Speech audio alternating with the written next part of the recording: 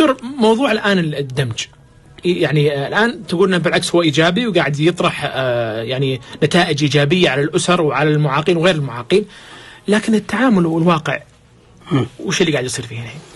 للأسف هناك عندنا مشكلة، يعني ليست من الوزارة، وزارة التربية والتعليم لم تقصر أبدا، بالعكس كانت كل سنة نفتح برامج وفيه انتشار البرامج وتوسع كبير جدا. أيضا سمو الأمير خالد الفيصل الآن درس واقع التربية الخاصة ويبحث عن الحلول. أيضا عندنا تقريبا شركة تطوير الآن في حراك غير عادي، الآن فيه برامج تعد للمعلمين، ممارسة التربية الخاصة موجودة أيضا، فبالتالي في حراك تربوي عالي جدا وأتمنى أنه يستمر. لكن لدينا مشكلة وهي مشكلة مجتمع، ثقافة مجتمع ما زال يعني يعيقنا في برامجنا وفي مدارسنا، هو دور المجتمع ودور الشركات والقطاع الخاص في دعم الإعاقة، وهذا هو اللي نتمنى أن يكون لنا محور في هذا المجال. طيب، القطاع الخاص أكيد بنتكلم عنه، بس قبل ما أدخل على هذا الموضوع، باقي معي كذا دقيقة قبل الفاصل، أبغى أتكلم عن شروط الدمج.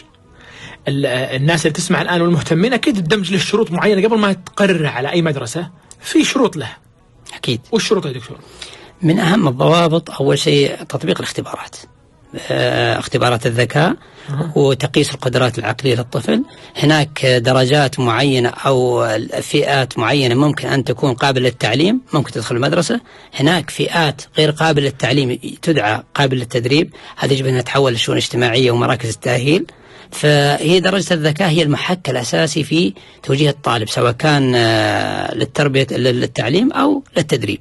فالذكاء عندنا محدد، يعني يفترض أن من درجة الذكاء 75 يعني إلى درجة 50 يكون معنا قابل للتعليم في مدارسنا برامجنا.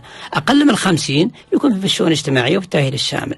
ما فوق 75 إلى 79 وهذه الفئة الضائعة اللي نسميها بطيء التعلم، هذا لسه لم تحدث لهم برامج أساسا في مدارسنا، وتحتاج أيضا برنامج.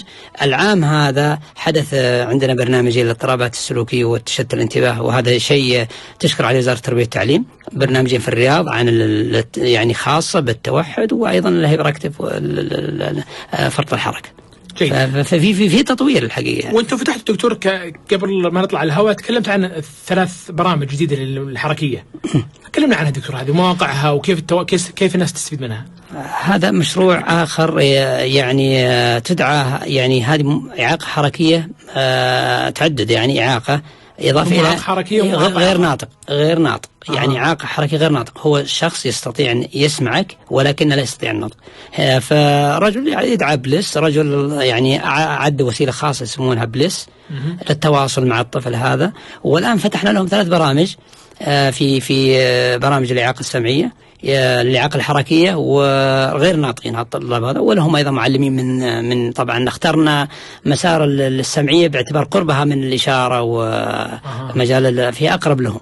وين المدارس يطبق فيها هذا؟ في عندنا الآن 3 برامج: مجمع الأمير سلمان، مدرسة مالك بن سنان، ومدرسة جنوب الرياض يمكن لا أتذكر اسمها الآن. يعني وزعتوا مناطقها جغرافيا حسب حالات الطلاب طبعا. طيب، ندخل على موضوع دور رجال الأعمال والمستثمرين والقطاع الخاص في دعم هذا الموضوع بعد الفاصل إن شاء الله تعالى. وأيضا مستمرين معكم مستمعين بعد الفاصل لإتاحة كل ما لديكم من مشاركات واستشارات لطرحها هنا على ضيفنا والإجابة عليها من خلال رسائل نصية STC 834333 وموبايلي 6344 وزين 73